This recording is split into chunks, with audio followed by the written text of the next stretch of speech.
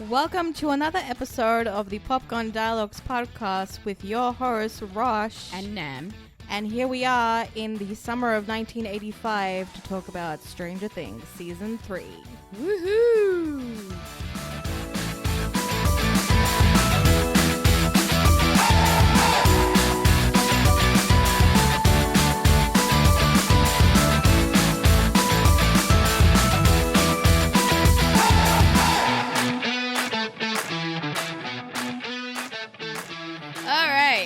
Summer of 85, my birthday. Yeah, July. 4th of July, 1985. My birthday. Your birthday and Billy's death.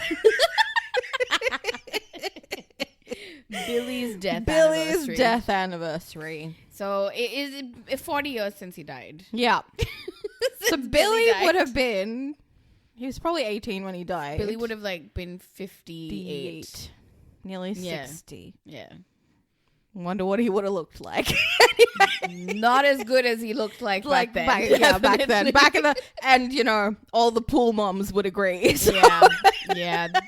No, he would have had a gut. And yeah. But anyway, we're back to Hawkins, Indiana for the summer of 85. We're looking at the kids. It seems like... Who are not so little anymore. I feel like there's a big growth spurt between... Well, can you blame them? Netflix takes so long. I know, they take forever. And then, there's an even bigger gap between 3 and 4. Exactly. So. And 4 and 5. And 4 and 5 has just been... Yeah, so let's just... Yeah, the gap keeps getting bigger. Exactly. It's just ridiculous at this point. So latest Stranger Things news is that we have some runtimes. We have the runtimes. So let's just get the season 5 news out of the way, I suppose. We have the runtimes for part 1 of season 5, which is going to be episodes 1 to 4. Yep. I believe episode 1 is an hour and 3 minutes, and then episode 2 is 54 minutes. Yep. Episode 3, I want to say, is an hour and 3.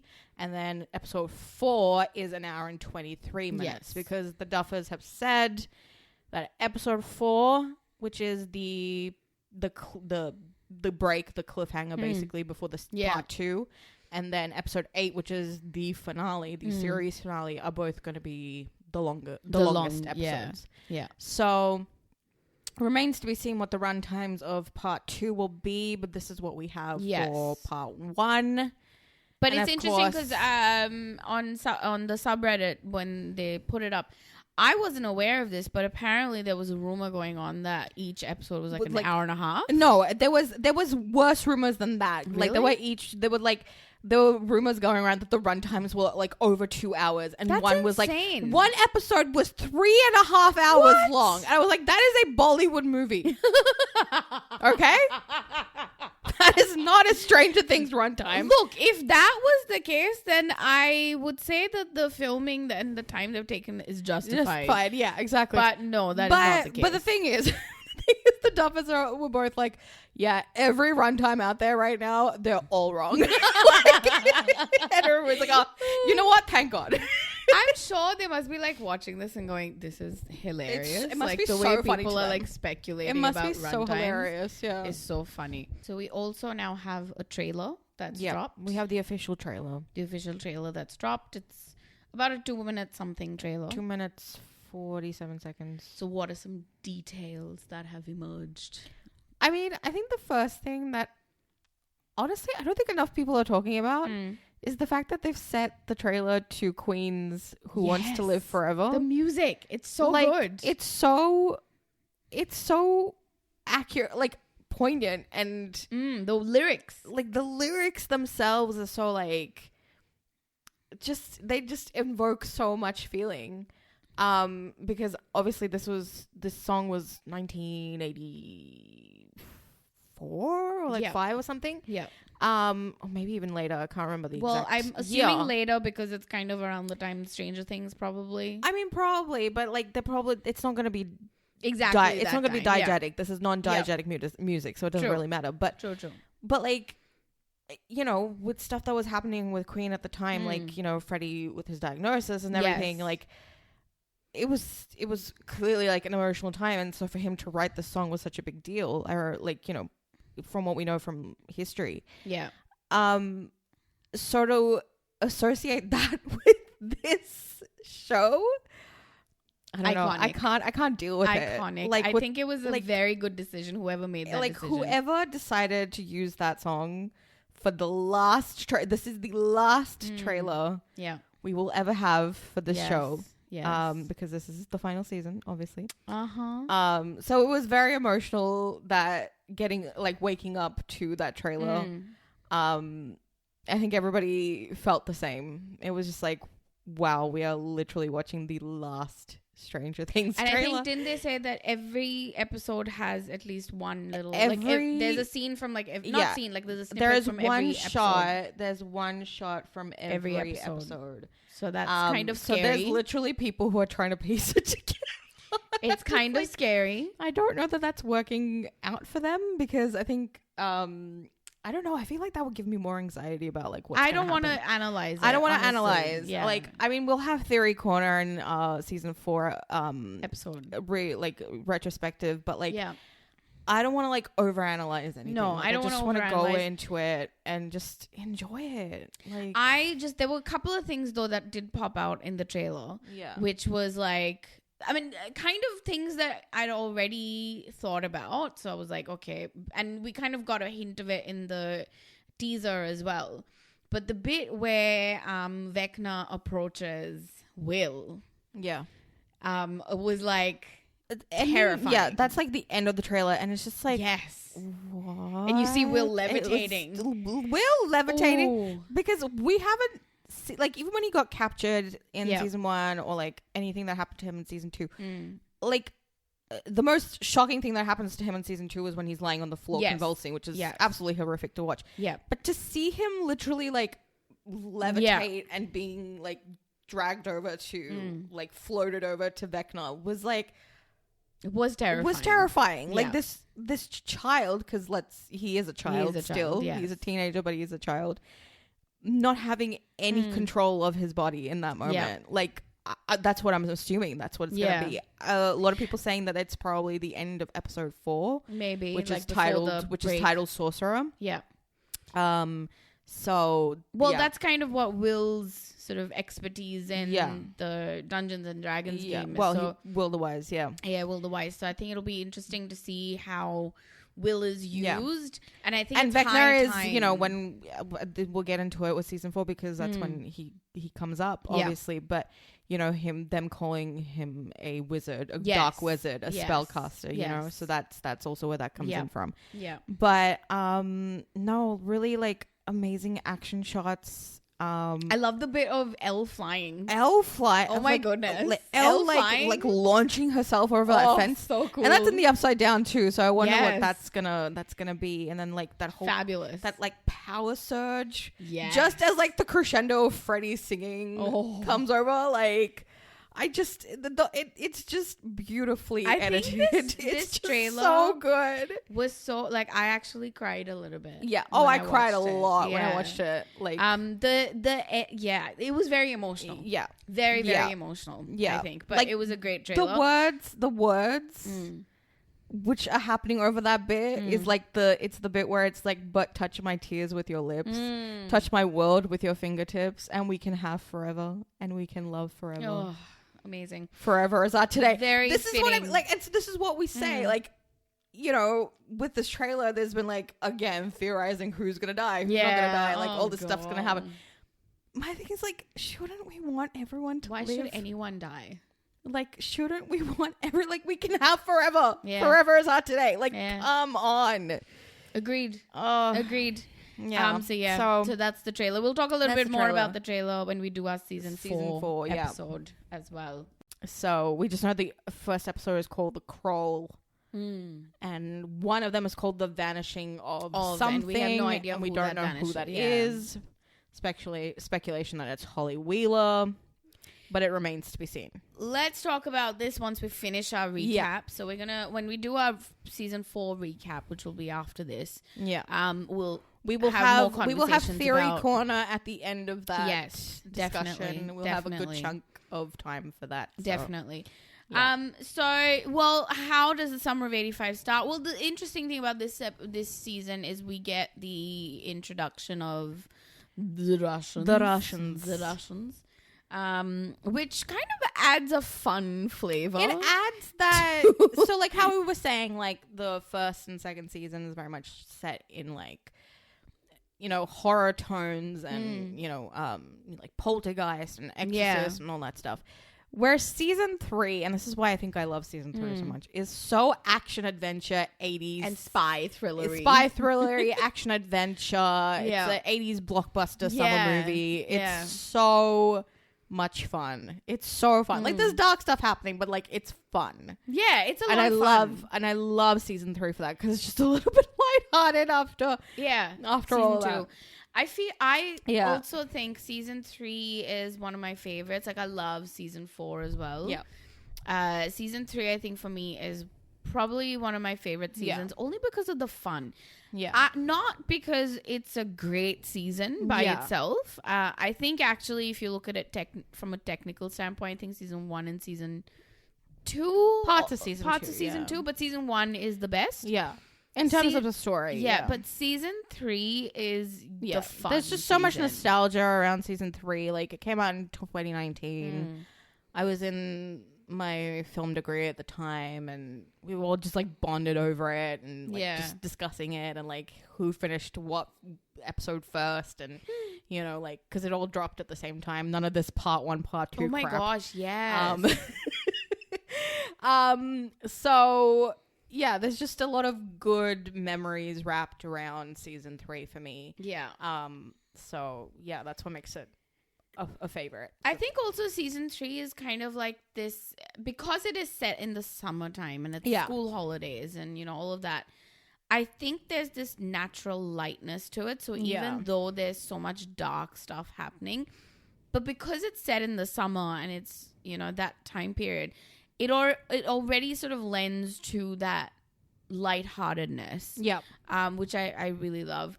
But anyway, like where the story starts. So we have our groups. Yeah. We have the kids. As we've always had. Yep.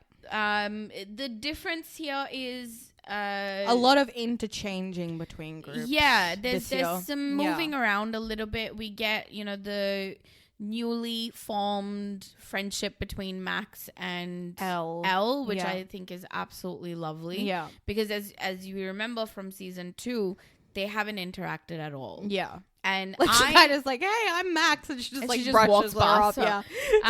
And in this, I didn't realize that they were not friends at the start. Yeah. And only during this rewatch, I was like, oh yeah. When would they have actually hung out? It takes a couple of episodes for them to... because Hopper's kind of made sure that Elle's all hidden. Yeah. She's not allowed to be She's not allowed to leave, yeah. So she doesn't actually spend a lot of time with anyone other than Mike, really. And the group, yeah. But, like, she has to be back by... She's allowed to go, but not, like, go out in public. Yeah. And then she can only be back at a certain time, so... Yeah. Yeah, but as Will likes to say, it's been like this all summer because they just leave early to like go and make out. So, so as we know, that's sort of Hopper's frustrations, isn't it? So yeah. But yeah, like the groups are very much changing around. We've got, you know, our main kids group, but then you know Dustin kind of shifts between them and Steve and a new addition to the season. Robin Buckley, played by my favorite Nepo baby, Maya Hawke. Of course, daughter of Ethan Hawke and Uma Thurman. Literally, as soon as I saw her the first time, I was like, she looks familiar. Where's she from? And then I was like, she looks like Uma Thurman. And I was like, oh, is this their daughter? I was like, oh my God. I was so excited. I didn't clock it. I was just like, oh my God, I love Robin. I think she's so cool. And then you mentioned, and I was like, like, dude, God, yes, she looks like Uma Thurman. And then we were like, is that their daughter? I was like, yeah, I think so. And we looked it up, and sure enough. So Dustin's kind of switching between that group and his own, and then... and Lucas's sister joins joins the group, and they are, of course, now aptly named Scoops Troop because of Scoops Ahoy, where Steve and Robin work. Oh my gosh, yes.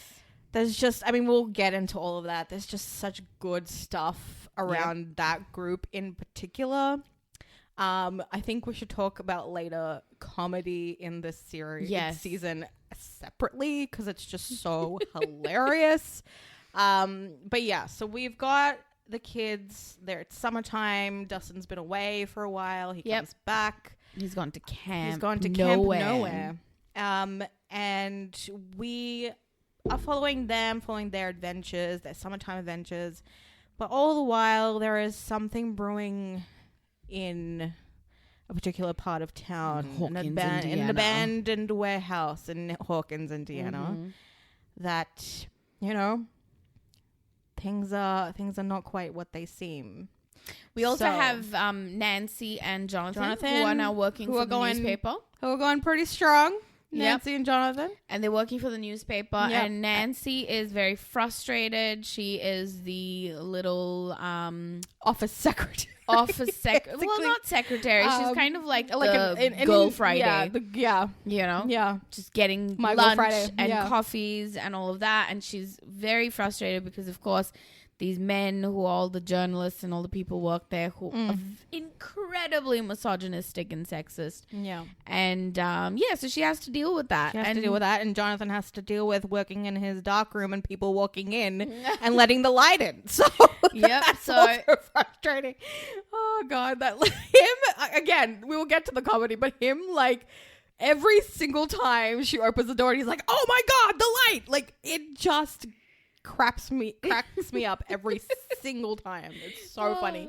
But yeah, we've got like all this stuff going on, and then we have Hopper and Joyce, who are, I mean, Hopper and Joyce, like what can you say about them? The tension is tensioning. Yes. Like there is brewing chemistry. I mean, there's already chemistry, but there's like brewing tension. There is love in the eyes. There's love in the air.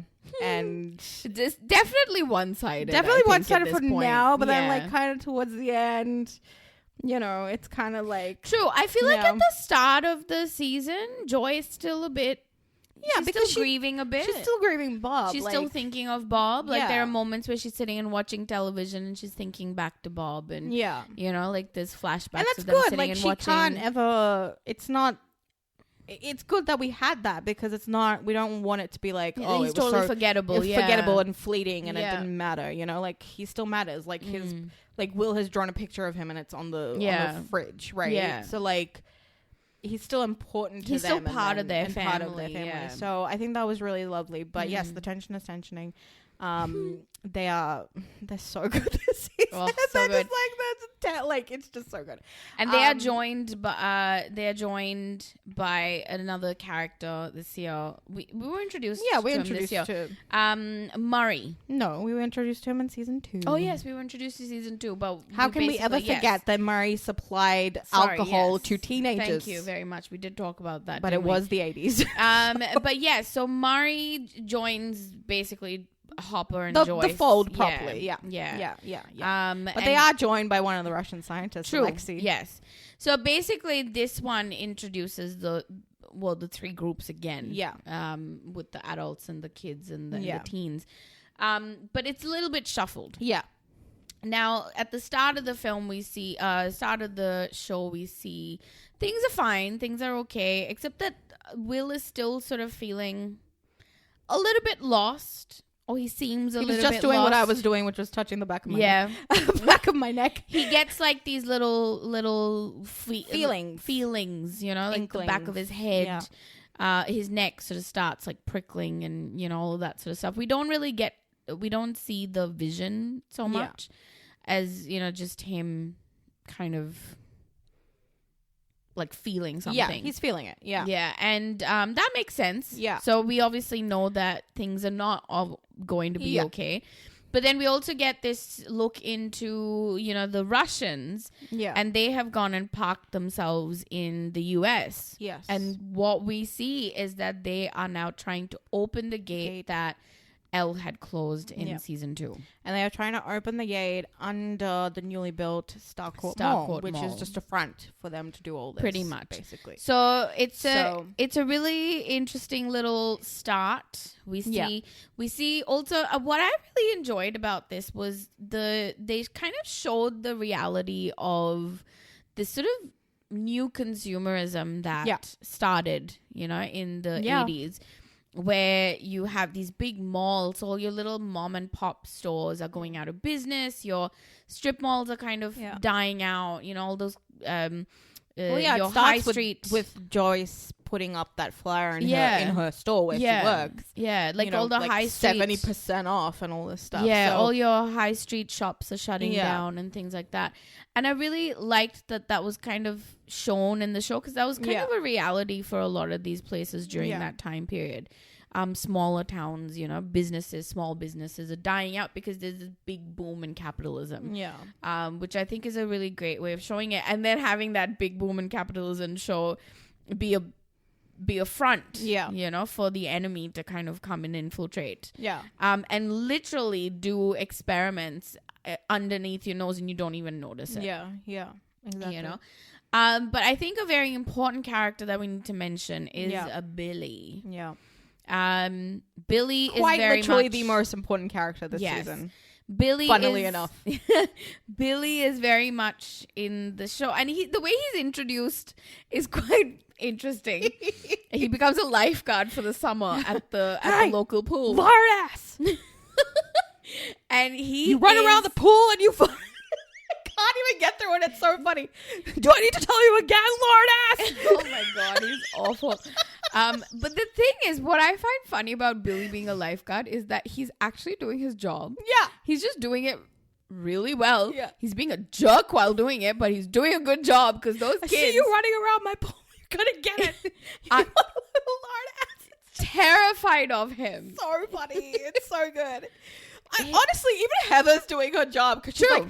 No dunking, Dennis. I know. No dunking. They're so mean. They're so right? mean. They're so mean. I love it. But they're so good.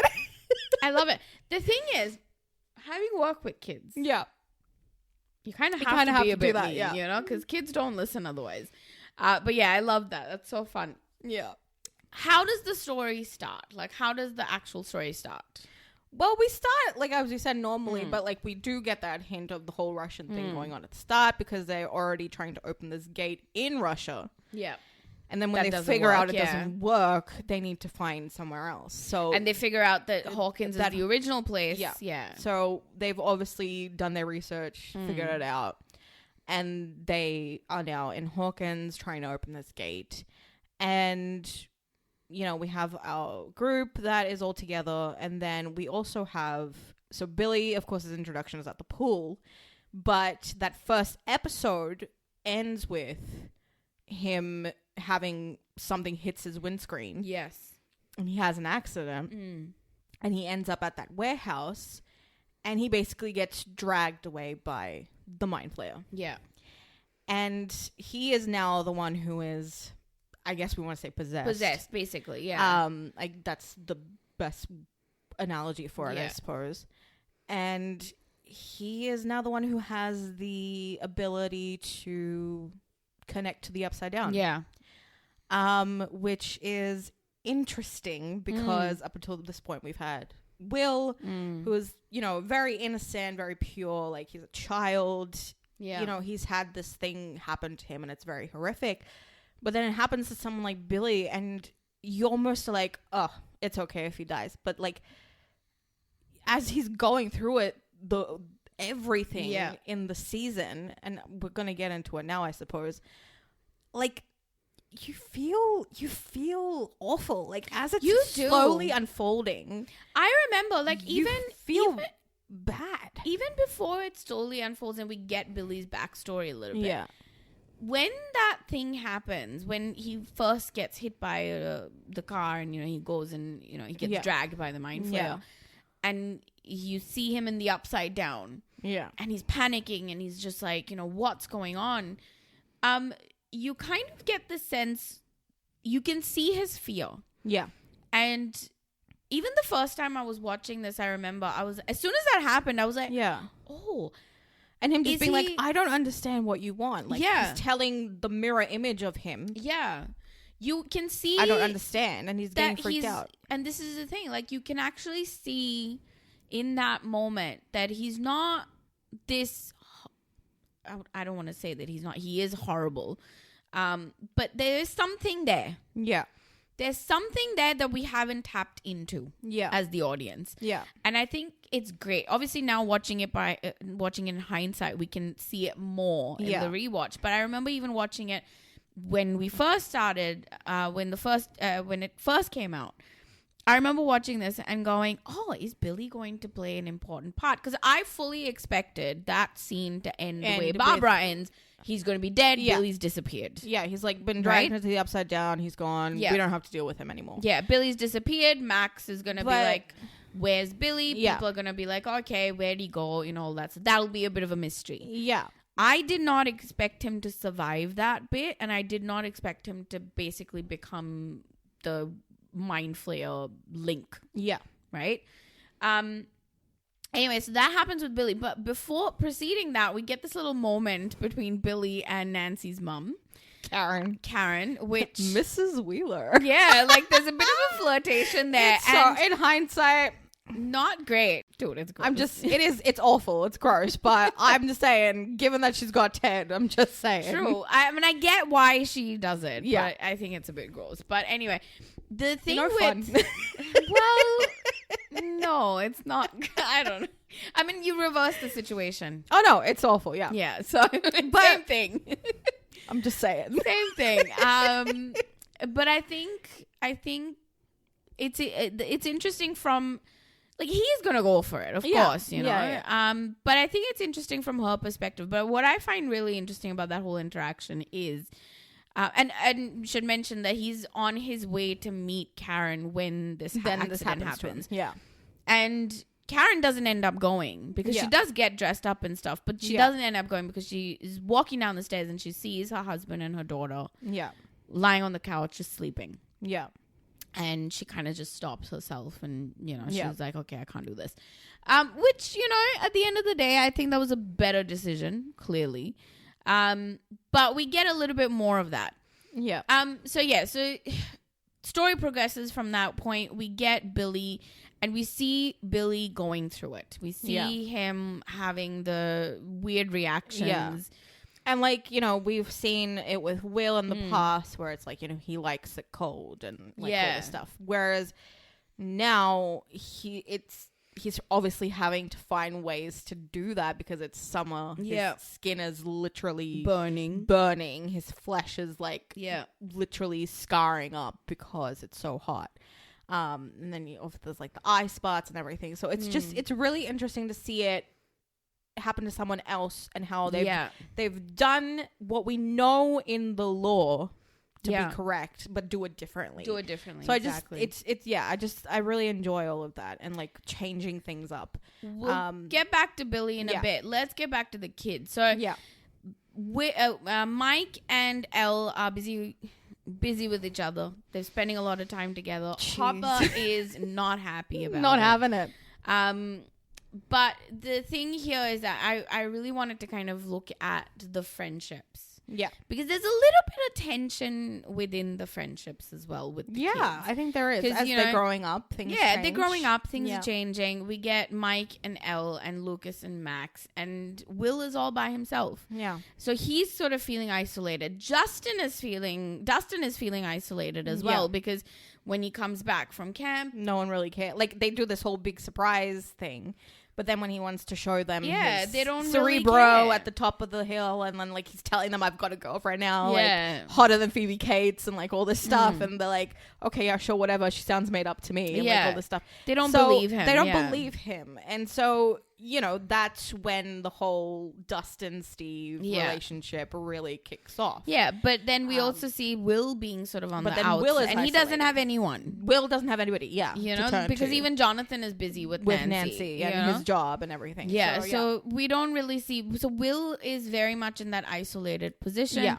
And then we start seeing that Will's sort of I wouldn't say sexuality because it's not really. He's too young, but you can tell that he's aware that he's not like the same. Yeah, there's an awareness from Will at least that I'm different to everybody else. Yeah. Like I don't want to do the same things. Yeah, that they're doing. I don't want a girlfriend. I don't want a girlfriend. Yeah. I just want to play D&D, and I just want to hang out with my friends. Like as you know, we've always done. Yeah. So it's just it's very interesting how they've developed Will in this way, and I liked looking at that little change in their friendship because it's so realistic. Like friendships don't last, like they don't remain the same.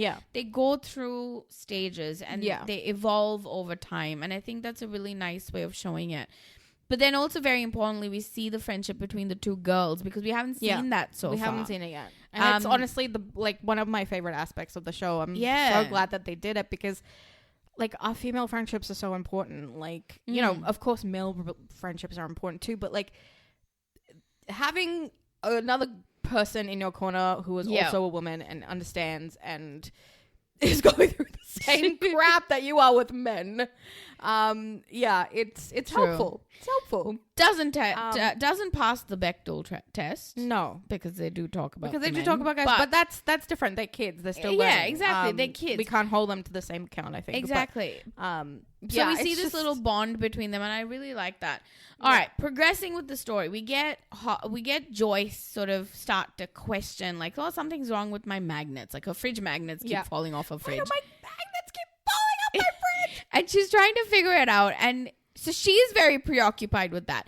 Hopper is preoccupied with Joyce because he's like fully in love with Joyce. Oh yeah, and he even asks her out. Yeah, but he's like, I just want to say this is not a date. Yeah. But the thing is, this is okay. So this is one thing. I love Hopper. Everybody knows that. I really do enjoy him in season 3. Yes. But the man has no right to act jealous when you yourself have said that this is not a date. Exactly. So don't put that stipulation down and then act like a jealous boyfriend. Exactly. But before that, we get this moment where Hopper is trying to get through to Elle. Yeah. Because his whole thing is, his whole thing is, like, we've talked about this in season 2 as well. Like, they've had their little teething problems. Yeah. And, you know, this is a first time experience for him. He's never, like, yes, he was a dad, but he was never a dad of a teenager. He never got to the stage with Sarah. You know, he never got to the stage with his daughter. Yeah. His daughter now has a boyfriend. They are being sneaky, and he's not keeping the door open 3 inches. And not listening to him, really. Like, making sure that the door's open when they're together and things like that. Like, so I think he's the rules of the house. Yeah, the rules of the house. So he's kind of panicking, and he's like, how do I get through to these kids? So he comes to Joyce for help, and she helps him. But that sort of comes into play a little bit later on in a very beautiful moment. And that's when he asks Joyce on a date as well, and he gets dressed up, and he goes, and, you know, all that sort of stuff. Shirt ever made. It's so Miami Vice. I love it. It's so Miami. Like his whole look in Enzo's Miami Vice to a core. The Chianti. The Chianti. Yes, it's the Chianti with something tones with a hint of cherry. Oh, that's great. Women love cherries. Oh my god! It's just so good. So good. Yeah. So we get to see, you know, basically Hopper kind of realizing that something's not right as well when he and Joyce kind of start to investigate things. Yeah. We get the mall issue comes up with the mayor, doesn't it? With the mayor, yeah. They start to realize, like, who are these people that, like, who's funding this mall, who was, like, you know, and, you know, there's deeds to, like, these other properties in Hawkins and all this stuff. So they really they're the ones who are basically trying to figure it out here, and then that's when they go to Murray. So I like that that's kind of where the start of their investigation is. They're not automatically thinking, oh, is it to do with what happened with last year, you know, with Stockholm and stuff. But that only happens, like, when Joyce is like, you know, the stuff that's happening with the magnets, like she went to Scott Clark, like this is what's going down, it's this electromagnetic stuff. And also she's like, maybe it's them, and like he even Hopper is like, okay fine, I'll take you to the lab, I will prove to you that nothing's going on, like everything is blocked up, everything is cemented, they are not here anymore. And he's right in that way, but like that, you know, the Russian dude shows up at the lab, and then that is when they're like, okay, who is this weird guy on the bike? Something's not right. And that's very important, because we don't get... I think the outside people don't know what's happening until we see what's going on with Steve and Robin, Dustin. Yeah. The three of and them. Erica, because they kind of pick out... isn't it like a signal that they pick up? Yeah, so it starts off on Dustin's walkie-talkie. And... No, it starts off on the Cerebro. Yeah. And then he brings it to Steve and he's like, I need you to like help me translate Russian. And then that's when Robin gets involved, because she's like, I don't care. I'm just bored. Give me something to do. So she, by default, basically joins their group. And I love it because you get to see how smart she is, like straight from the get-go. She's the one that translates. She's the one who translates it. She breaks the code. And it's just, it's great. But like, they are the ones who, they start translating, and then as that happens, you know, they hear the music in the background. Like, what is this music coming from? Oh, it's coming from inside the mall. That transmission is coming from here. Okay, where is it coming from? And then they discover, like, we have to go through the vents and like all this stuff. And then that's when Erica gets involved, because she's the only one who can fit through the vents. Child endangerment. You can't spell America without Erica. You know what I love about this country? Capitalism. It's so funny. I think personally the involvement of Erica has been one of the best decisions. One of the best decisions for this show, and even in season 4. She's fabulous. I think it makes sense for the siblings all to get involved. Yeah. Because how can you be in the same household and not know what's going on? Exactly. And then that's obviously why Holly is also going to get involved in season 5. It just makes sense. And then therefore the mum is going to get involved finally, properly. Yeah. Karen's going to be, you know, a bit of a fixture in season 5. But anyway, so this is all... Everything is kind of unfolding at the same time. Like, we've got Joyce and Hopper trying to figure out what's going on with the whole Electro stuff, and then like the Russians getting involved. Like, they find that guy who Rambo, Terminator. Terminator, actually. He's Jim is Rambo. Fat Rambo. Fat Rambo. God, it's so ridiculous. But you know, they go to Murray and they're like, okay, so this is what's going on. There is a Russian invasion. Hawkins, most likely, that's happening at the same time as Steve, Robin, Dustin, Erica, Stroop, basically having to go down an elevator into the Russian base. Yeah. While all the stuff with the exploding rats is happening. Oh my God. And I think Nancy and Jonathan got the grossest... We'll get to the groupiness of it all. We'll get to the group. Don't worry.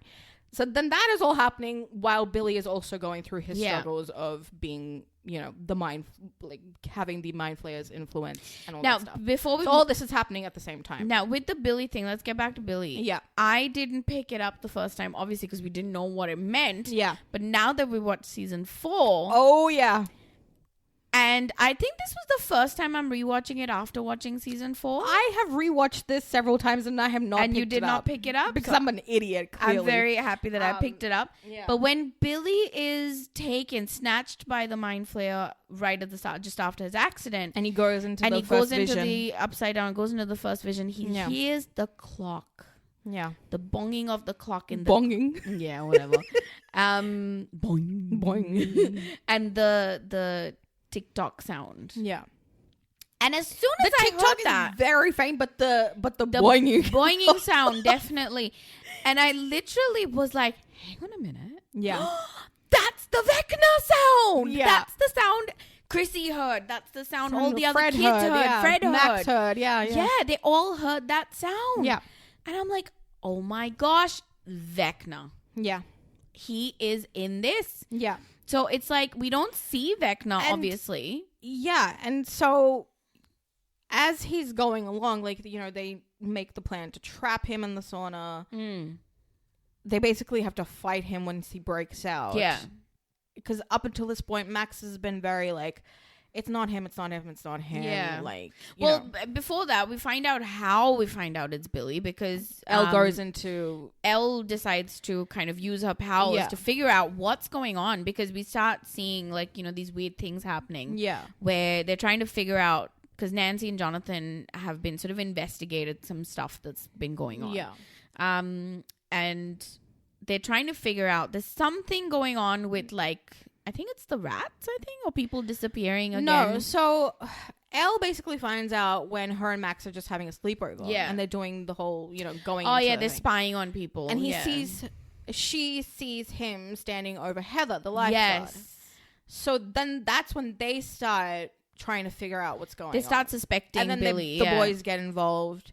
And they trap him and all and that they find stuff. the ice bath as well. The ice bath, everything, all the clues that are adding up that something is not going right. on with Billy, yeah. You know, Heather's little lifeguard bag and the blood on the whistle and all this stuff. And they are the ones who are basically like, okay, we're going to try and find out. So then Max is like, but no, nothing's going on. Yeah. It's just Billy being Billy, like all this stuff. But then as the thing is uncovering and Will is sort of talking about his past and like, you know, he tried to use me as like a spy. Yeah. And, like, you know, he didn't always use me for everything. Like sometimes I was just me. So like, that's why we need to try and figure out what's going on. Yeah. And Max is like, I hope it's not you. It better not be you. Like as she's watching Billy. Yeah. And then it is him. And so that's when it really becomes clear that, you know, what is this mind flayer? Like, how does he work? How do we get it out? How do we trap him? Can you get it out? Can you get it out? Like we got it out with Will, because obviously it got trapped when it came out of him. Yeah. And Elle closed the gate. So how do we now get rid of this thing for good? Yeah. And and that's when Nancy and Jonathan also figure out their whole exploding rats business. Yeah. And the fertilizer and all that stuff. I think that scene in the sauna. Oh, it's so good. Where they trap Billy. Yeah. In the sauna, because the heat is what the mind flayer reacts to. And we see Billy's face becoming all like black and, you know, getting taken over. And that's obviously the indicator that, you know, the mind flayer is controlling the person that it's possessing. We see that with Will as well. Yeah. There's a moment in there where he almost gets to them. Yeah. Where I think he looks at Max and he's like, Max, please don't let it get me. Please don't let it get me. I'm sorry, I didn't. I still feel. I'm like, is that Billy or was that? I don't think it is. I think flayer? that's him, like using Billy. Billy, like how Will says he used me when he needed me. Yeah. So at this point, he needs to get out. He needs to wreak havoc. He's still like completely black, he's right? Not, like So he needs Billy to get him out. That's how he's gonna get out. So. That's what I feel, at least. Yeah, I agree. I think initially I was like, oh, no. But this time when I rewatched it, I felt, no, I think this was the mind flayer, definitely. So, So then, you know, there's a bit of a separation between that kid's group and then Nancy and Jonathan. And then they eventually join in with them as well. Let's talk about Nancy and Jonathan, because they go through Nancy and Jonathan traumatic stuff a lot as well. Yeah. It starts off pretty, like, you know, average with the whole you know, working at the newspaper and everything, but you know, Nancy really does want to be more involved. She wants to, you know, as Jonathan says, become star reporter and but like, you know, all this I stuff. get what Jonathan's saying. Like, I actually, like, I get both of them in that moment. I understand both their frustrations. Nancy's like, I'm not just some glorified girl Friday. Yeah. And, you know, the way they talk to Nancy. Yeah, but no, at the same time, but at the same time, I also understand what Jonathan is saying. Like, you can't just come in there. Yeah. You're not qualified. You haven't. You don't even have a degree. You have not even finished high school. Yeah, we're just interns, Nancy. Yeah. Like, you can't become star reporter and do everything you want. This all happens after they have tried to investigate the whole exploding rats of it all. Yeah. The missing fertilizer of it all with this old lady, Mrs. Driscoll, who basically scares the Jesus. Oh my God. Everybody, So including scary. Officer Callahan at one point. That, you know, she is saying that, you know, these little things ate my fertilizer. The rats are eating the fertilizer. What is happening? Yeah. So Nancy takes it to the guys at work. They all make fun of her. Yeah. And as she's continuing to pursue the story, and this whole thing happens with Mr. Driscoll, she has to go taken to hospital. They get caught that they have been lying to her, that they're like, you know, qualified reporters and everything. And then that's when their boss basically fires them. Yeah. And then we have this fight in the car. Yeah. So, yeah.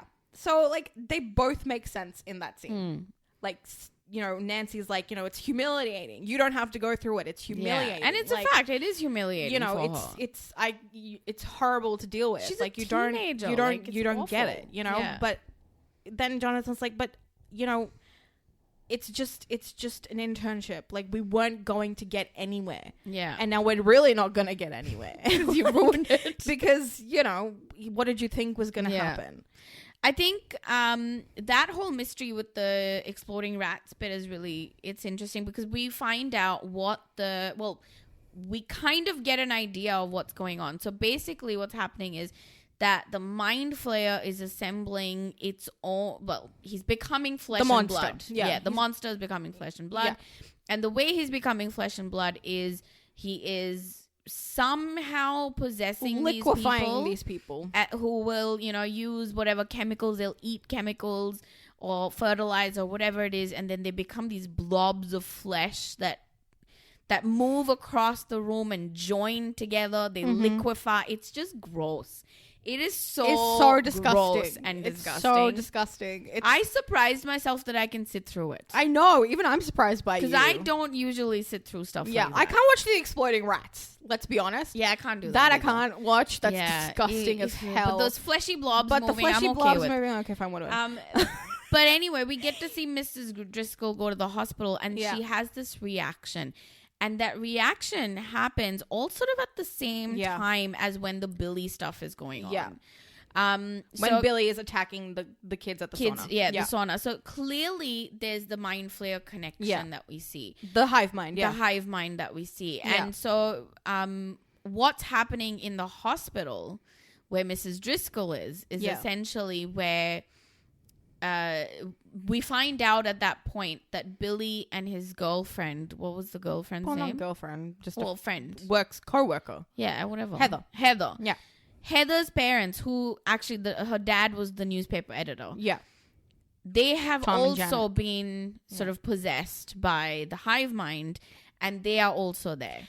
Honestly, one of my favorite scenes in the whole season is them getting attacked by Billy and Heather. So good. It is so good. It's like that false Americana, sitting down to dinner, like, you know, perfect family, and then it just flips while American Pie is playing in the background, which is like such a creepy scene. It's I okay, love Daddy. It'll be over soon. And she whacks him in the head. Yeah, and she puts the chloroform on him. Oh my God, it's so good. And Billy's just in the background, like with this smile on his face, sinister smile on his face. Oh, it's so good. It's excellent.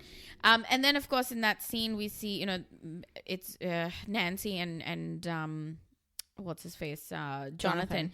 It's a very violent attack. When we have to go back to the hospital to figure things out. Yeah, and I don't know how Jonathan survived, honestly. Okay, so basically all of the co-workers are also a part of the hive mind. Yes. So it's Tom who's the editor, and then Bruce? I don't know what his name is. I think. Not important. He but anyway. Flesh blob. It becomes a flesh blob. It's okay. It's Jake Busey, so it's fine. Is he related to Gary Busey? I think so. Oh, okay. So they are basically terrorizing Nancy and Jonathan through this hospital scene. When does that happen? Because I'm confused now. You said go back. Don't they go? Doesn't that happen when the Mrs. Driscoll stuff happens? Yeah, but the Driscoll stuff happens the night before. Nancy calls Jonathan on the phone the next morning. Yes. They go to Tom and Janet's house and see all the chemicals and everything. You're everywhere. right. And they're like, we need to go to the hospital. Go back to the see hospital what happens. okay. Yes, and then that's when everything descends on the hospital. Yeah. And the monster basically becomes the monster in the first place. And I think that's the first time we see what happens. We see what's happening with the other people because it's possessed them as well. Yeah. They are basically attacking Jonathan and Nancy, trying to kill them. Jonathan should have died because he gets a steel chair beat into him like 5-6 times. He gets thrown against a wall. Yeah. Like, this man should have a concussion. He should be dead. True. And then, of course, Nancy nearly dies. But then we see Elle comes. They become the flesh monster. Yeah. And they're saved last minute by Elle, essentially. By Elle. And it's just the goopiest goop that ever grouped in the whole thing. It is so disgusting. But it's an amazing little sequence, like action sequence. I think it was terrifying. Yeah. And I love that the setting was the hospital. It was like a horror film. Oh, it was for sure. Wonderful. Yeah, like it was even abandoned. Construction site. But can I just say the nurse was busy gossiping on the phone? Like, did they not hear anything? I guess not. Because it was just the top floor. It was all the way up there. You're not going to hear anything all the way up there. It can't be that. I don't know. She should have heard the monster bursting through the window, at least. Like, come on. Like, there's Oblivion and then there's Oblivion. Yeah. Like, this is a bit much. This child done lost her mind. She definitely did. But yeah, so we see that. But in the meantime, we also are we are following Steve, Robin, Dustin, and Erica, who are trapped underneath the Russian elevator. Yeah. In the Russian elevator. And then in the base.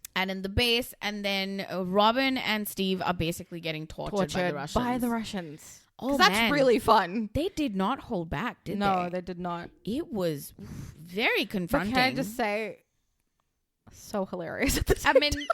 Yes, funny because they made it funny. But if you actually think about it, it's awful. Like I said, it's dark, but they found ways to like put humor into it, which was kind of fabulous. But it was so good. You know, that's why they see the drilling and they see everything that's going on down there. And they basically then have to find a way to get out of it too, and let people know what's happening. While all that's happening, we get to see Hopper, Joyce, Murray, and Alexei. And they managed to get Alexei, who was one of the Russian scientists. They're sort of on their way back from Murray's place back to Hawkins because they're like, okay, we need to figure this stuff out. Yeah. We need to get to the kids. We need to make sure the kids are okay. Yeah. They get to Hawkins and there's a big carnival happening. Yeah.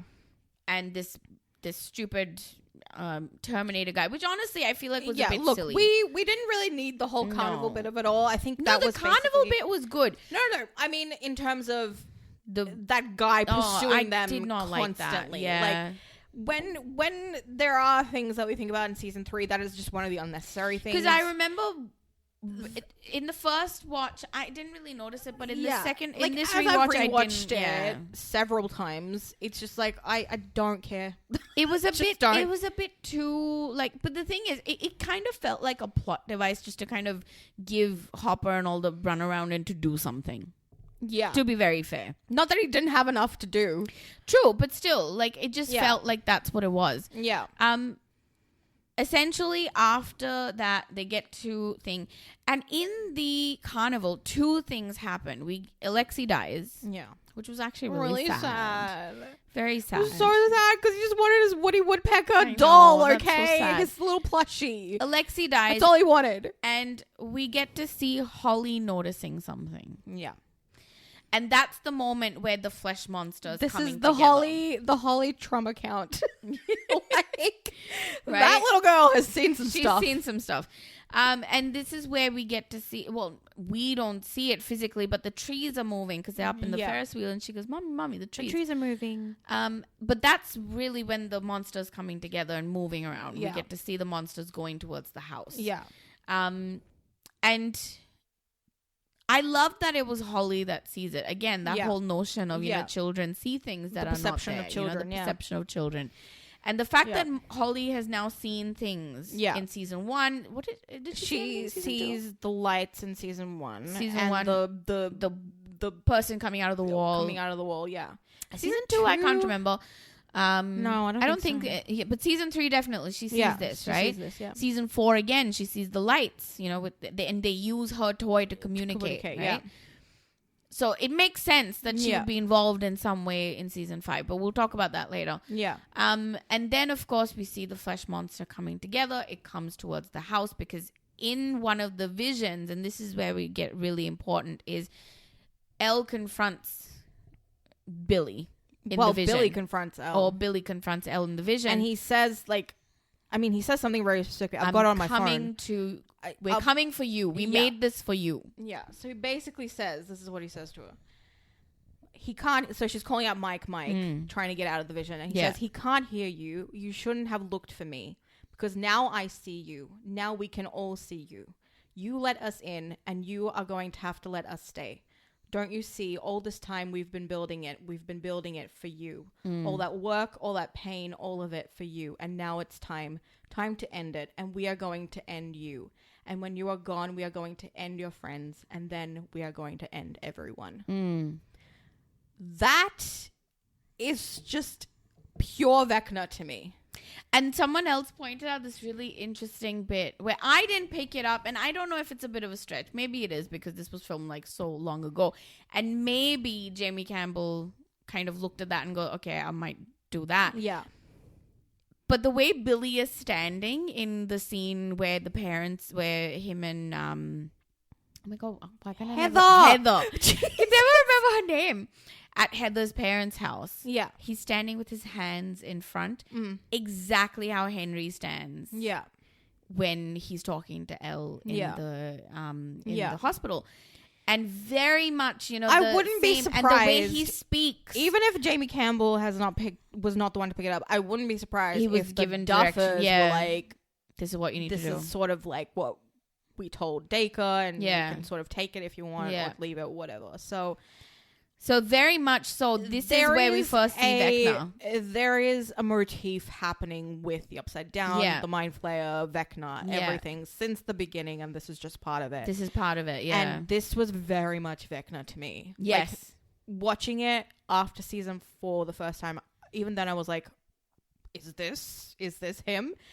And now, honestly, I'm like, I believe it. I believe it. Yeah, I believe it because even when he's talking to Elle, and he's like, "We built this for you." Like the words, the way he says it, for all you, this time, all this pain, it's been for you. Henry was after something that she wanted right from the start. Yeah, he we see that in season 4. He targets her. Yeah, he immediately goes to her. Yeah. Why? Because there's something about her that he wants, right? Whether that's to destroy her or whether to take her powers, whatever it is. Yeah.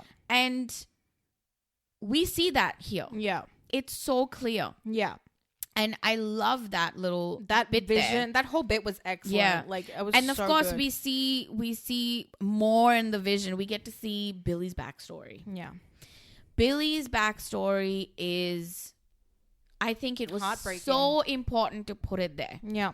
Because we talked about this in our season 2 episode as well. Yeah. Personally, I think Billy's a great character. Oh, he's so good. I love Billy. I honestly, with every rewatch of the show, I have really come to love Billy. I really enjoy him. I really, really enjoy him. He's such a good villain. Yes, a good villain, but he's also a good villain. Just really, he's just so, and you just know if his life had just been a little bit different, he might have been a different person. Yeah.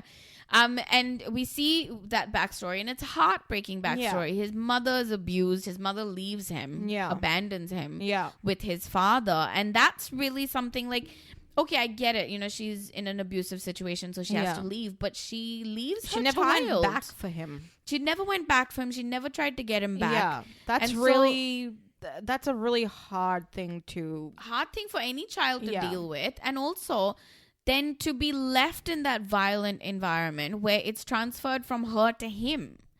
So he is now bearing the brunt of that violence. And that's affecting the way he is, because he very clearly seems to be a very sweet and sensitive boy who loves his mom, who's happy and who, you know, he's just a child. Yeah. And then we see it in that background as well, like him beating up that kid after she's gone, and then clearly that cycle has continued. And he's perpetuating the same kind of behavior on Max. Yeah. And it's so important to kind of understand that, yes, hurt people. Yeah. It's so important to understand, to intervene with things like this, you know? If only his mom had escaped with him. Yeah. Things could have been so much different. Not even if, like, come back for him back for him, yeah. She never even came back for him. You know, see, he never really had an opportunity to do anything different, to be anyone different. And that just makes you understand him better, a little bit more. Yeah, I think so. I mean, it's not excusable what he has done. No, but of course not. It just makes you understand why he is the way he is. Yeah. What makes it all the worse, I feel, that he doesn't get the chance to change. True, he doesn't. And that's my big thing about this season. Yeah. He doesn't get that chance because he dies. Anyway, so before we get to that bit, very importantly, so one of the criticisms I will say, I feel like in this season there's not much going on. Like there's happening. There's heaps going on. I don't think so, because if you think about it, we've got Terminator chasing the Russians and Billy. That's it. You don't think that Elle trying to like figure out what's going on? Yeah, but that's part of it. Yeah, but like then everything that happens with Nancy and Jonathan is a lot, like you know, and then that's all them getting stuck in a Russian elevator, getting tortured. I'm not saying that there's not a lot going on, but what I'm trying to say is it's not, and maybe that's not a bad. I'm not saying it's a bad thing. I'm just saying like it feels there's a lot more sort of space between things, right? Maybe. I mean, I don't think so. I think there's quite a bit going on, but.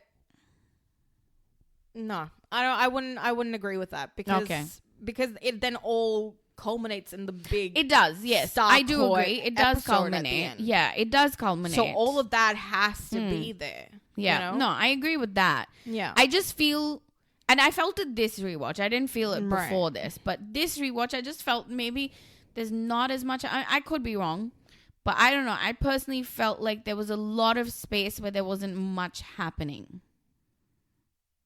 You know, especially with like Hopper and Joyce.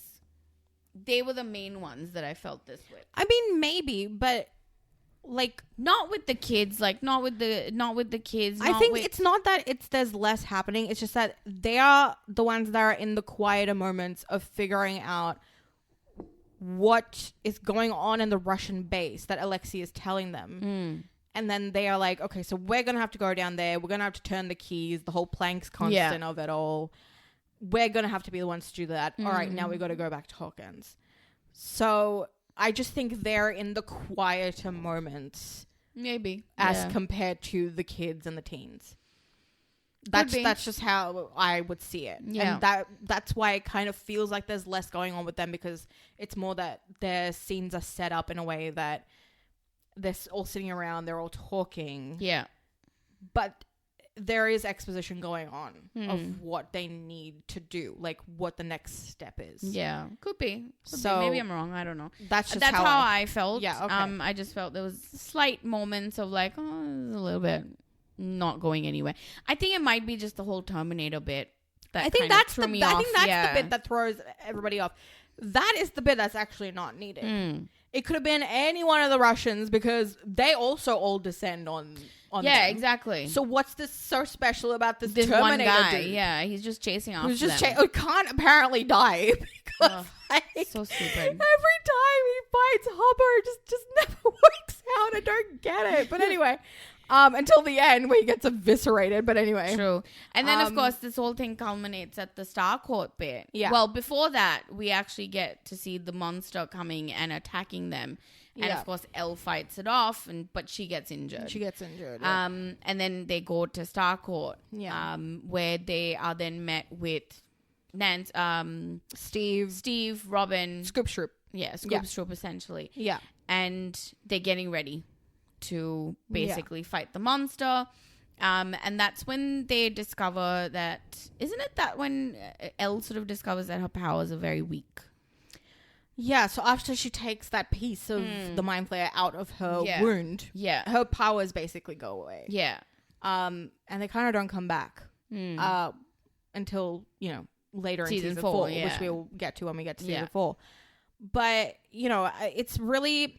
This is the one thing I think a lot of us love about Stranger Things is how they always bring everybody together in the end. Yeah. In, like, a big way. So, like, they are so, like, scared, like, what's gonna go down. And then the cavalry comes in with Joyce, Murray, and Hop. And then they formulate their plan that, the kids have to go. They have to go to Murray's, get safety. The adults are going to go down this time to the Russian base. Yeah. And figure out how to close the gate. Yeah. Close the drill. I really enjoyed the last bit. The whole last episode of season 3. It's so good. It's called The Battle of Starport. Yes. It's so good. It's very good. Because, as we're going through, everything sort of gets mixed up. Billy comes after them. They're not able to leave the mall. Steve and Robin also have to then get involved because they're also like with Dustin and Erica at Cerebro at the top of the hill. They like the lights are going off and they go back to help.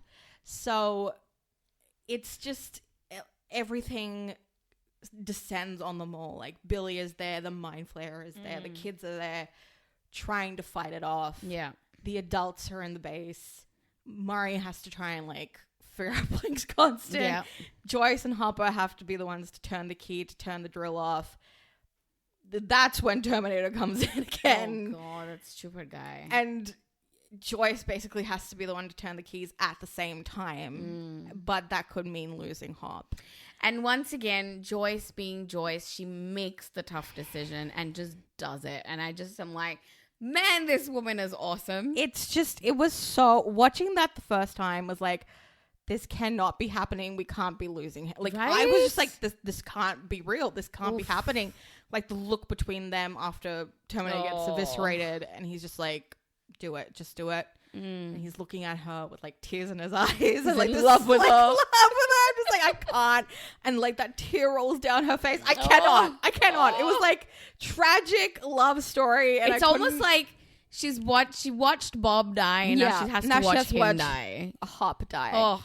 And it's just, and all of that's going down at the same time that, kids are using the fireworks to attack the monster, and Billy has just like sort of attacked Mike and Max, and he takes Elle away to try and sacrifice her to the monster. But then that bit, my favorite bit in the whole show. But then that bit. This is something, again, I didn't notice the first time I watched it, and I noticed it this time. Yeah. When Billy is fighting the mind flayer to get control back, the black recedes from him completely. He becomes... The black veins recede. The black veins recede from him. And I didn't notice this before. So I'm sure other people did, but I did not. Yeah. And I was like, you can see his face now, right? And he literally just stops the mind flayer with his hands. Yeah. And of course it comes and gets him. And oh my goodness, that moment where he after Elle has tried to get him out with like his memories, like, and not just that, 7 feet, and talking about his mom and everything. Yeah. And he sort of comes and steps in front of Elle. Yeah. So he's basically like, it's not like he pushes her or whatever. No, he steps in front of her and he puts his arms out, and the mind flayer grabs his hand. Yeah. And then of course they come and he gets attacked. They kill him, and as he's lying there dying, and we can see the black blood coming, so clearly he's possessed. Yeah. As he's lying there dying, Max comes and he says, "I'm sorry." Yeah. And oh my goodness, I was like, man, what a way to redeem a character. But as I always say, does death have to be in redemption? I know, it doesn't have to. But in this case, they wrote it so well that as much as I am like, damn, I wish he had been around for season 4, it's hot. Like, it actually made me feel. I cried. Like, I was heartbroken. I was like, so how sad. is this happening? How can I want Billy to survive? Yeah. Like, what? This is the first go around when I was like, oh, I don't like him. And, you know, with every rewatch, I'm like, oh my God, I love Billy. And the thing is, what I liked, it kind of occurred to me in this episode, this time when I was rewatching, and I was like, you know what? He probably would have done this right from the start. Because if you think about it, like, you've got the older brothers, right? Yeah. You've got Jonathan, you've got Steve, and you've got Billy. Yeah. Out of all three of them, Billy's the worst, right? He is not the traditional older brother. He's not protective. He is abusive. He is horrible. Yeah. But if things had been right, he would have been one of those. Yeah. He would have been with Steve and Jonathan and Nancy, and he would have been one of the ones helping to protect. Yeah.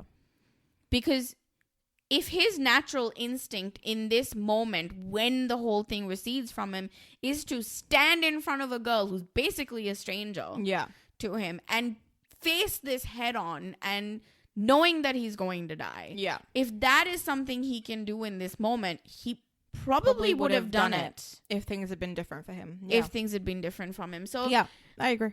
I feel as if like this moment where his true nature comes out, and I'm not being an apologist for him because he was abusive. Yeah. He was racist. He was awful. Yeah. Absolutely 100% awful.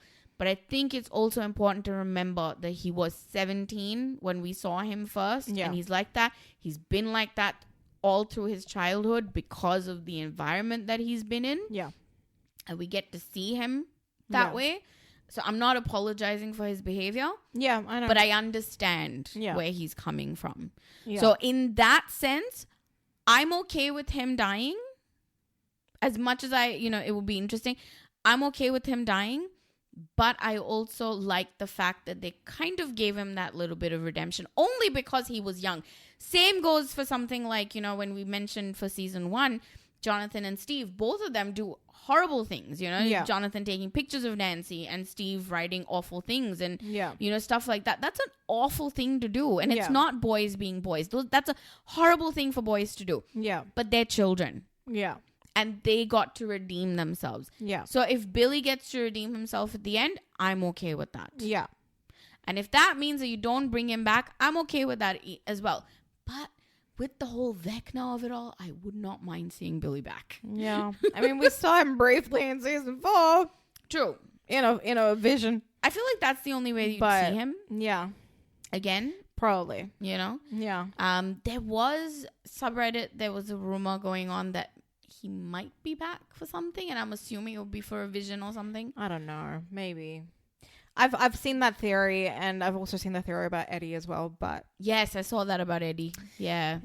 So I don't know. Well, but anyway, what was that theory that I was reading out to? Oh, it was this whole big Kaz. Yeah. It was. I heard the same thing about Eddie. Dungeons and Dragons thing. Yeah, I've heard that same theory about Eddie. So take it or leave it. True. Take your pick who it's gonna be. At the end of the day, once it happens, we'll just watch it. Yeah, exactly. Figure it out. So anyway, that is the end. Well, the end is basically 3 months later, and we go through a little bit of sadness at the end where Hop is basically dead. But is he really? Because we don't see a body. The American. I know, but like the American. But yeah, Joyce and Will and Jonathan and Elle leaving Hawkins because, Joyce wants to sell the house. We go through this throughout the season of her feelings about that. And they do leave at the end. And they are leaving at the end. And I think that it's really, the way they've done that is really beautiful because they've got, obviously they're packing up the house and everything. And Elle sees that Joyce has Hop's letter. Yeah. The letter that he was supposed to share with her and Mike in terms of giving them the speech of being responsible and how they can all work together on their feelings of, the situation that they've found themselves in this summer. We see her, like, it's very interesting how they've done it because we've seen her, she lies down on the floor and she's reading the letter. Yeah. And as we get Hop his voiceover of talking about how, like, you know, we need to, like, care about each other very much. So let's, you know, let's work together. Let's work this out so we can all have a safe environment of, like, sharing our feelings. And then there's that little bit where we see him sit down and start writing this letter. And he's just sort of talking about how, you know, for so long he was in this cave. He was in this darkness. And, you know, then she came along and, like, he left Eggos out for her. And then his whole life basically changed from that one action. Yeah. And then how, you know, they make triple-decker extravaganza Eggos together and they watch Westerns together and they have a life together. They have a life together, basically. And so, and then he goes on to talk about how, like, she's getting older and, like, you know, all of that, he feels like it's going away. And how he wants to, like, turn things back and turn back the clock. But, you know, it's naive to think that she won't change. Yeah. And so his last bit of that letter where he says, you know, keep growing up, keep changing. Yeah. Don't let me stop you. And when you find yourself in that cave and you just remember the hurt because the hurt is good, it means that you're out of the cave. Yeah. And as all of that is happening and we're hearing that voiceover, we are seeing them leave Hawkins. We're seeing, you know, Max at the window. We're seeing the hugs between the kids and everybody crying and, you know, and then Dustin and Lucas handing over D&D to Erica and, like, all this stuff that's going on. And so this is that thing of that, what he's saying, like, they are growing up. They are changing and they can't stop them from doing that. It's a reminder that these kids, yes, we see them starting at that point when they're children. Yeah. But they're very clearly growing up really fast. They've already been through so much hurt and pain. Yeah. And we are going to see them grow up even more. And it's going to be interesting to watch. And it does end on that little thing of, like, after he says, you know, it means you're out of that cave. And he's like, but please, for the sake of your old dad, keep the door open 3 inches. And it kind of brings us back to that moment of just her in the room, empty room, crying and reading this. And then, you know, we see them drive off again. So, I like that the moment is just between her and the letter. Like, it's not anybody else in the room. She's all alone. It's just her. Like, even Joyce probably doesn't know what's in it. Yeah. And I really like it's literally just that first bit that she helped him quote unquote craft. But then, you know, we see him sit down to write his own letter to her, which he never shared, but you know, she gets to she gets it. She gets to still experience that. So no matter what contentious relationship he and Mike have had, he had good intentions behind it. I mean, it's just a normal thing. Like, I think parents are protective, and you know, as we've always said, that Hopper has not had this experience of he is also, yes, he was a father before this, but he is also going through this experience of a growing child. Yeah.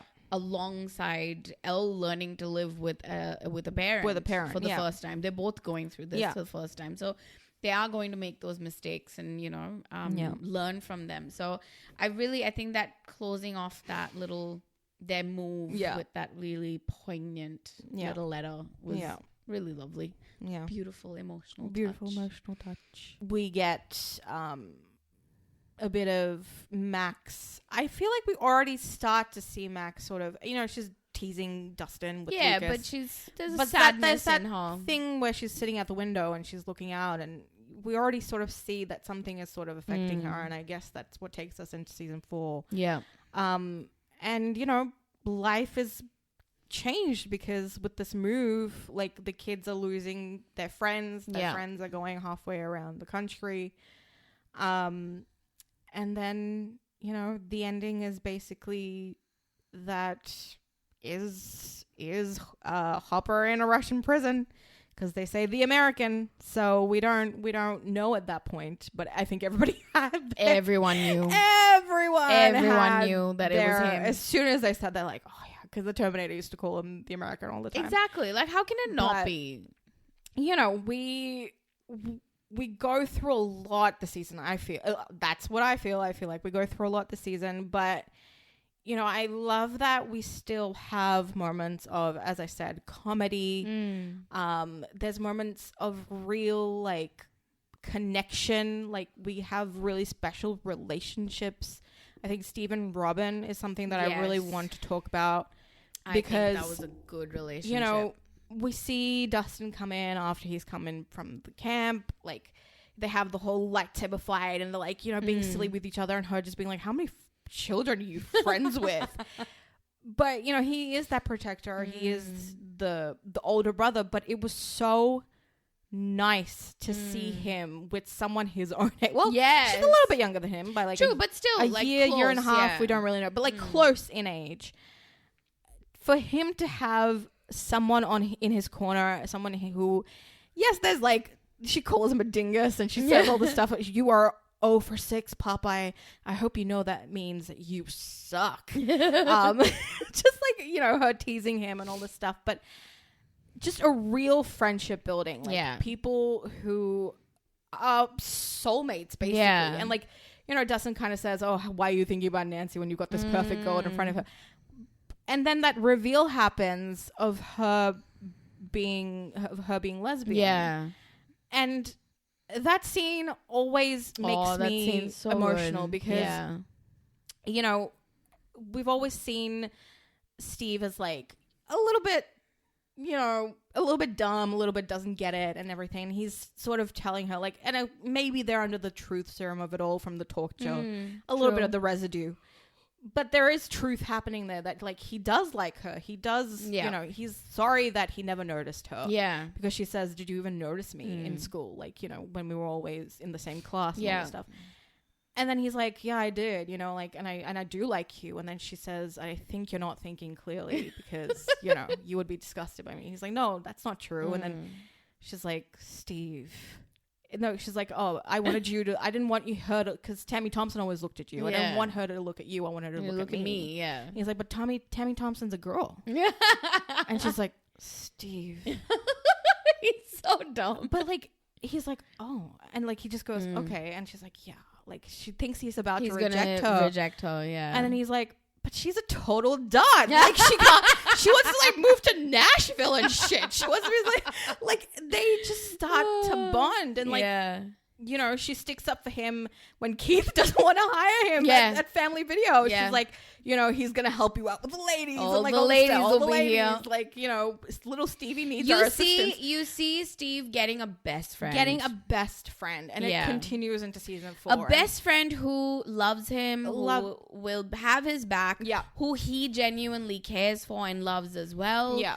You know, that really true friendship. Yeah. And like, you know, we have really great moments with Dustin. Yes. With the whole, if you die, I die with the whole, you know, thing. Yeah. But he's the older brother figure. He is the older brother figure. He doesn't have someone on the same level as him until she comes along. Yeah. And I think to just like, I think that loneliness that he had at the start of the season, he seems very lonely and sad.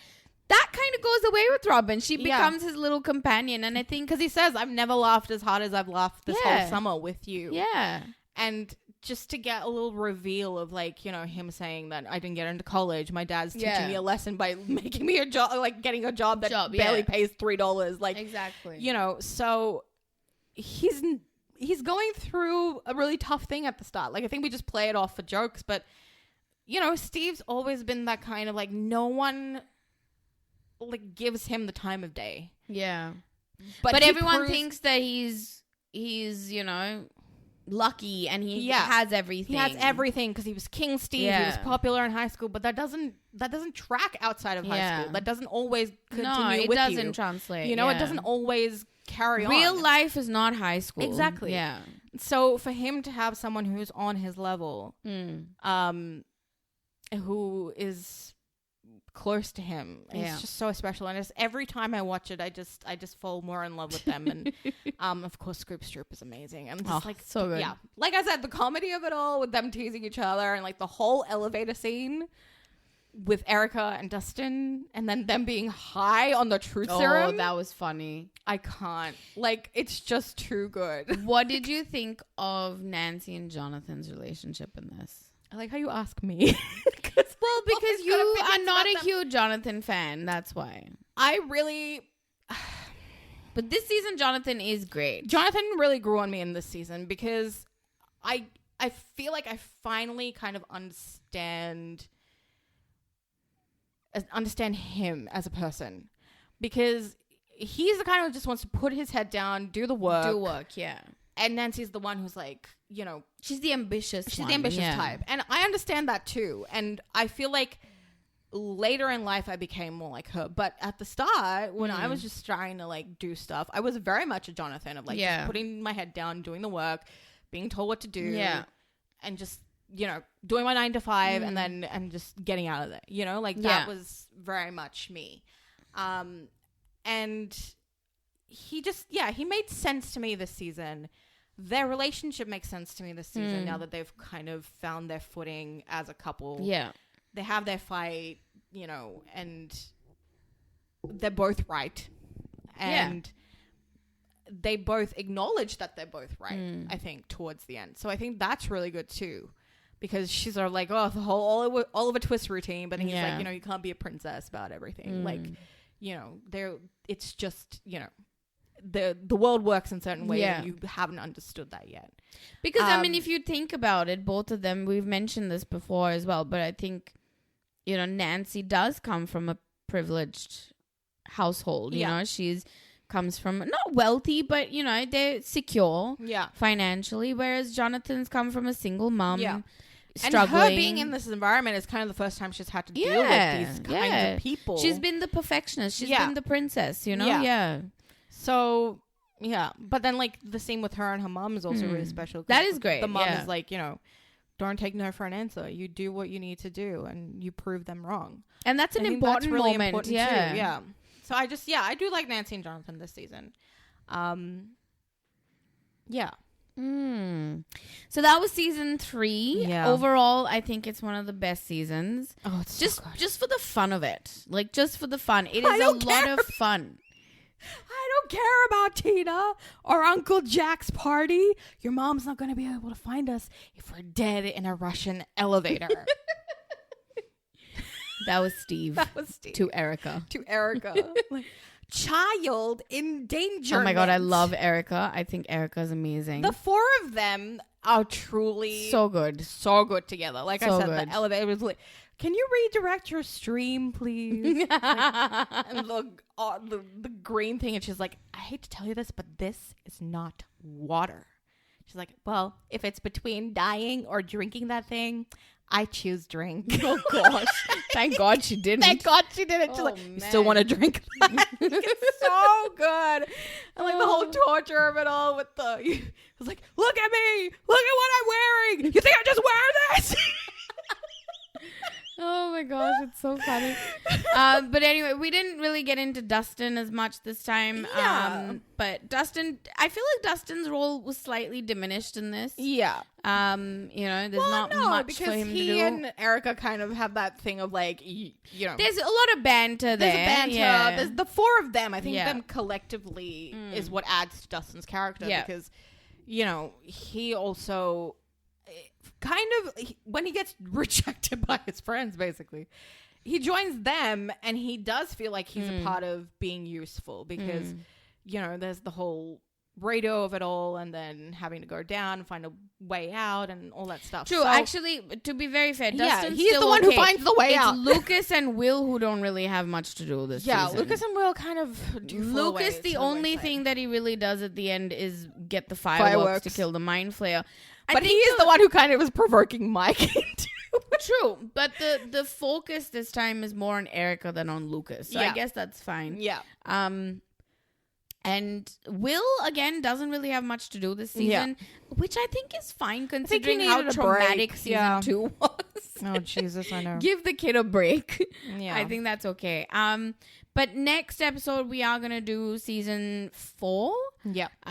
So stay tuned. It might not be exactly the might be something in between following, that, but so we're going to time it in such a way that the season 4 episode comes out just before season 5 is released. Yeah. But yeah, we're definitely going to do season 4 recap as well. If you are enjoying any of these, please leave us a like, rate us on Apple or Spotify, leave us a review, share us, follow us on our socials, and come and chat. Leave us a comment. Tell us what season you like. What was about season 3 that you enjoyed. We would love to hear from you. And in the meantime, turn around. Look at what you see. Oh, jeez. Oh, man. We shall talk to you next time. Bye.